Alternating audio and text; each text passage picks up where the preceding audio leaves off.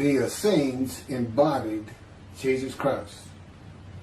The story of Jesus most likely began around 100 years before the story begins, with his birth at the beginning of the Common Era. The first written version of the story is the Gospel of Mark that dates from 70 Common Era, about 40 years after the story says Jesus died.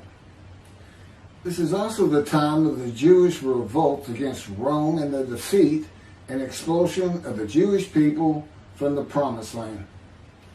The knowledge of the Hebrew Bible in a time of illiteracy indicates that the Gospel of Mark was written by rabbis, or very learned men in Judaism. Men who decided they needed to write down this story that had been circulating by word of mouth and storytelling for as many as 170 years, beginning with the founder of the Judaism sect of the Essenes, the prolific writers of the Dead Sea Scrolls, to make money.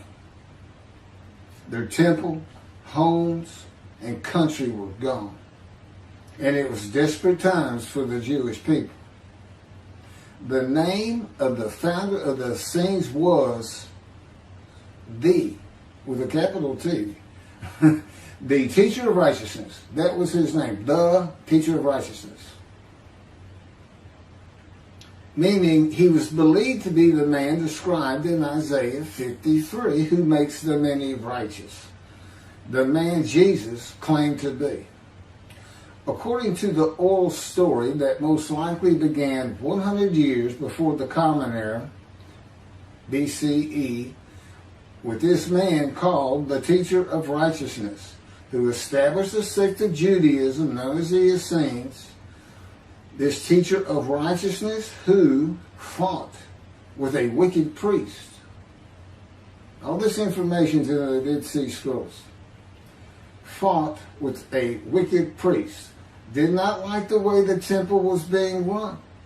Did not like all the sinning going on in Jerusalem, and did not live there, and despised riches and the material things of the world, just like Jesus, who also claimed to be the Teacher of Righteousness.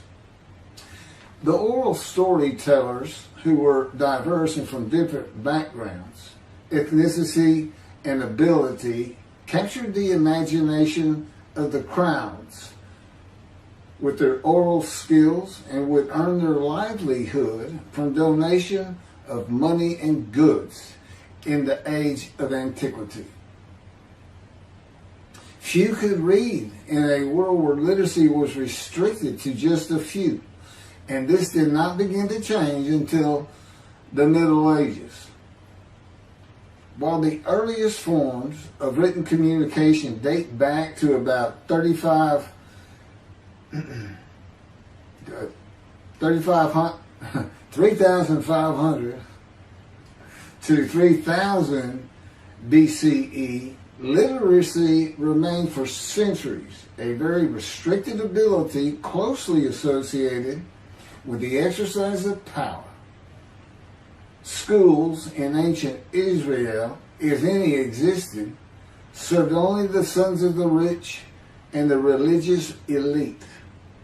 Storytellers in general would be very learned men, captivating the imagination of the crowds at the gates and the meeting places of Jerusalem, with tales that people of a harsh and brutal time wanted to believe in. A time when medical treatment was primitive and life expectancy was 30 to 35 years, averaging those who died at birth to those who died with long life into their 70s and beyond. A time when people believed in mythical gods and gods who were men and making sacrifices to gods for favor and for safety, healing, long life, crops, and fertility. The Dead Sea Scrolls are generally thought to have been produced by the Essenes No one really doubts it anymore. And the Essenes are a group that protested the way the temple was being run. Many of the Essenes went to the cliffs and the caves east of Jerusalem by the Dead Sea, known as Qumran, to prepare the way of the Lord, following the commands of the prophet Isaiah. Today, in this day, the day of the Lord, because the land blooms again, the Jewish people have returned, and Jerusalem and the ruined cities have been rebuilt,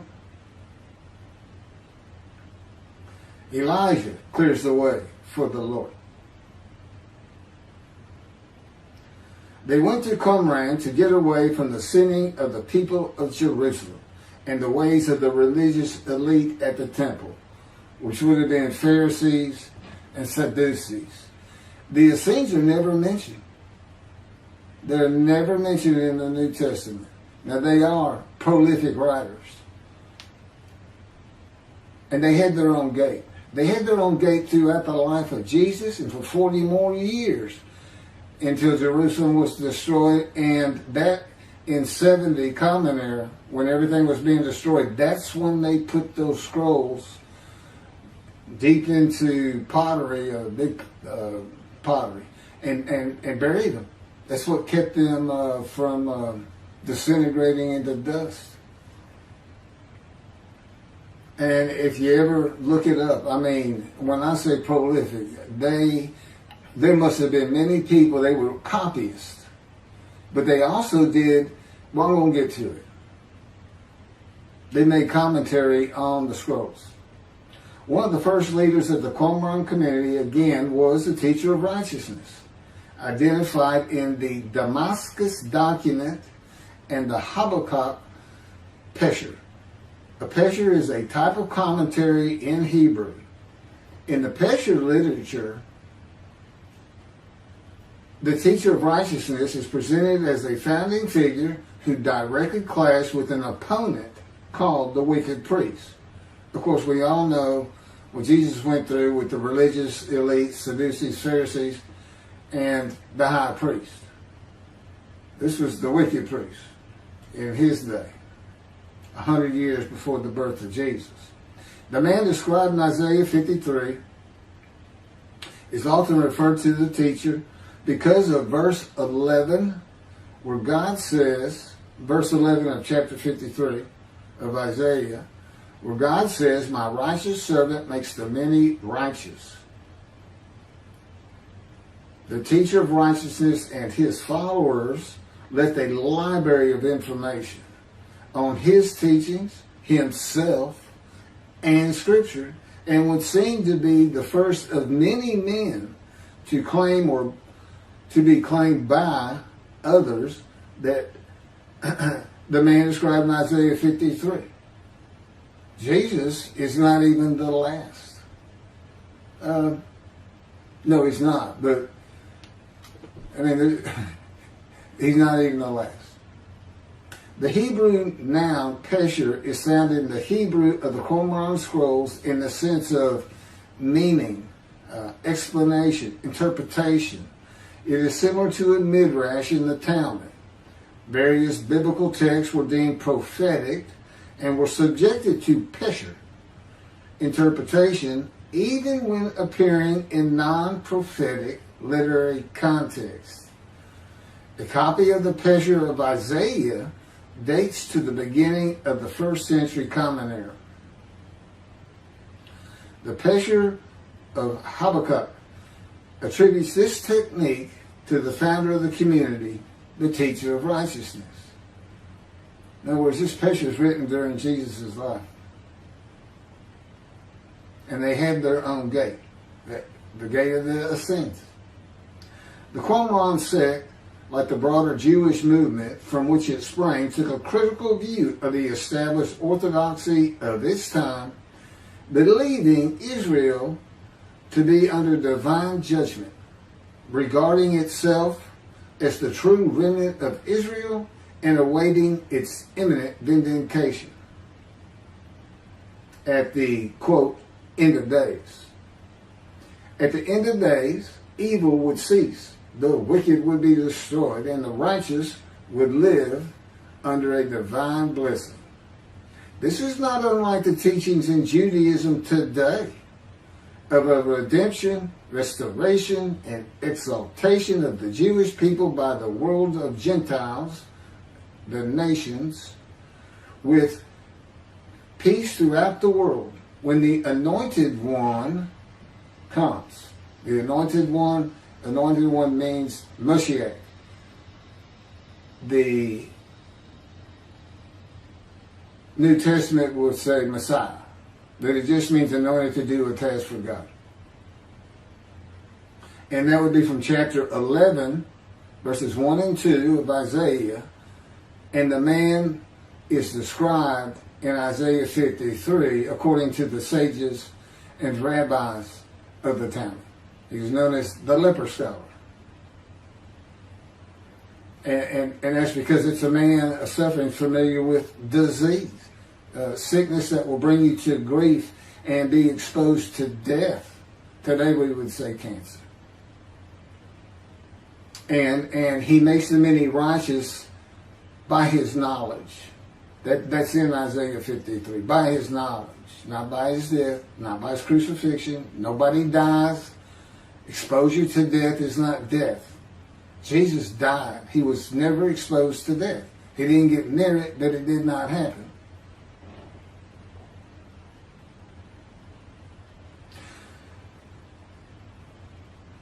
This time that the Essenes were waiting upon, that they thought was imminent, did not happen for them. And it is this teaching that Jews for Judaism uses in the analysis that Isaiah 53 describes the Jewish people as God's righteous servant, as one man, Israel. The persecution of the Essenes and their leader, the teacher of righteousness, probably elicited the sect's apocalyptic visions. These included the overthrow of the wicked priests. Jesus pointed an accusing finger at the high priest and told him, "You shall see me return." Oh, it sounds threatening to me.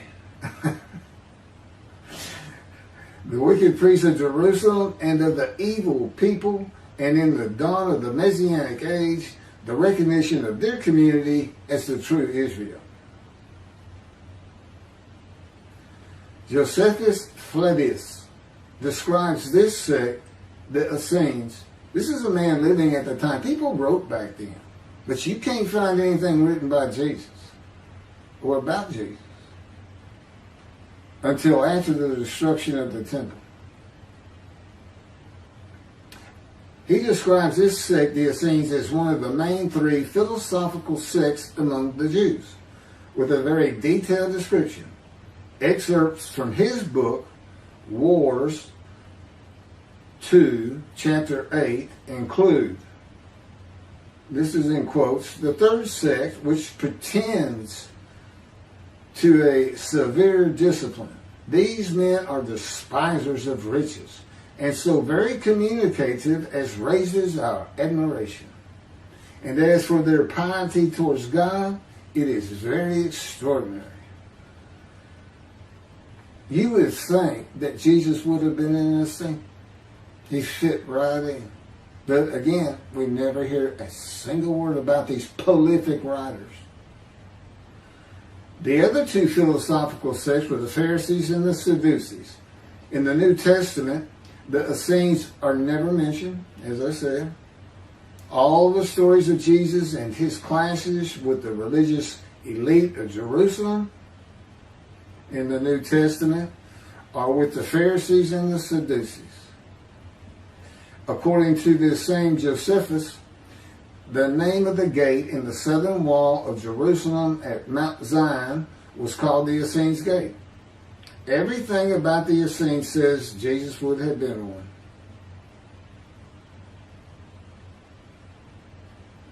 Peter and Paul, disciples later called apostles of Jesus, all said Jesus was the fulfillment of Isaiah 53.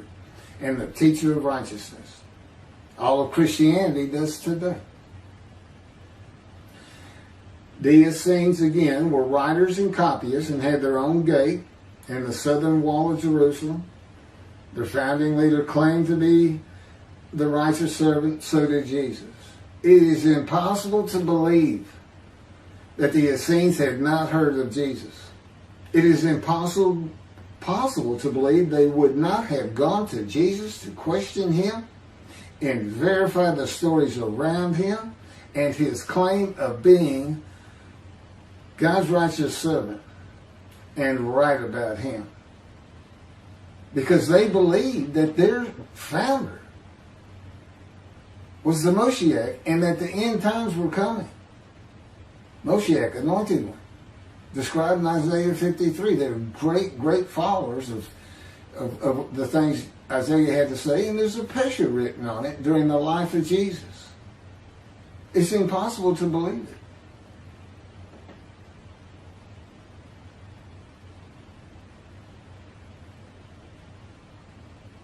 We're talking about a man that healed the sick, removed blindness, had the cripples walk, fed 5,000 people with 5 loaves of bread and 2 fish, walked on water, turned water to wine, raised the dead, was crucified, and 3 days later came back to life?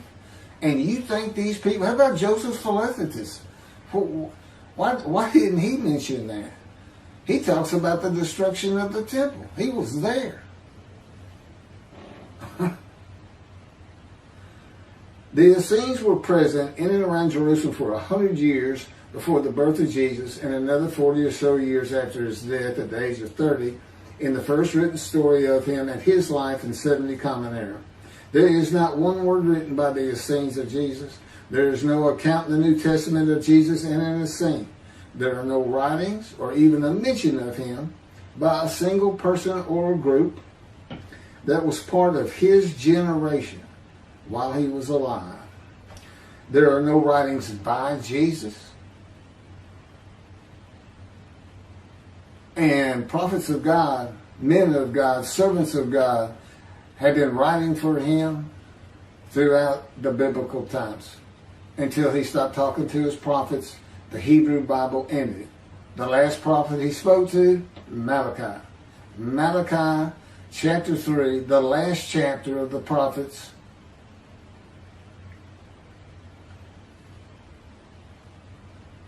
writes for God the prophetic announcement that he will return. He's going to come back. I've already talked about the 5 prophecies of Jesus of when he will return, and every single one of them was false. He didn't return, and his generation sums it up. Those who pierced him with the spear on the cross, he says in the Revelation on the first page, verse 7, those who pierced me with the spear shall see me return. I'm coming back quickly.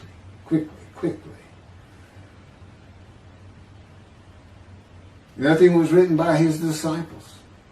There are no writings by Herod or Pilate or any Roman newspaper, poem, or book of this man who healed the multitudes, fed the poor, walked on water, raised the dead, turned water to wine, was crucified and rose from the dead to human life, and then rose to heaven. That's where he's supposed to be returning from. While there are 3 Gospels under the names of 3 disciples, they are all considered pseudepigrapha. In Greek, that means falsely attributed. Writings which were attributed to authors who did not actually write them. And they were all written long after the death of Jesus, these Gospels, full of quotes and teachings from Jesus himself. Quoted parables, long speeches, Sermon on the Mount, long sermons that could not be accurate if passed by word of mouth. There is only one answer. The Essenes themselves, these writers and the storytellers of the day, had put this story together. And even though the writers of the gospel knew full well these rabbis are learned men of the Hebrew Bible, they knew it didn't really fit. But you know what else they knew? Nobody could verify it. Nobody could check him. Nobody could check him. Now, I just did a video on the deceptions. The deceptive, it covers just Matthew. And there's 3 different stories of him and deceits in every one of them that you can go look up now. You can verify these things that I'm saying. I'm quoting them. I give the chapters, the books they come from. You can see Jesus change Zechariah, verses 9 and 10, the verses, from riding an ass into Jerusalem and being crucified, as Jesus said all the prophets said of him, to what the prophet actually said. You can go look at it. He said he's going to go and defeat Rome, defeat the enemy in Rome, which in Jesus' time, in Jerusalem, and be king of the world, which at the time would have been the nations of the Middle East. And he would tell them all to surrender. That's actually, that's part of the verse itself, verse 10. And he would defeat the enemy and have the nations surrender and be king from sea to sea, lands into ocean. I mean, you can't get more deceitful than that. You can't lie greater than that. You're manipulating Scripture, God's holy word, manipulating it, deleting a verse 10, telling your disciples, tell everybody these things. That's why he's telling them. Tell everybody these things. I'm going in. They're going to kill me. Okay. That's what the prophets say. Don't forget. I mean, that's what he's doing.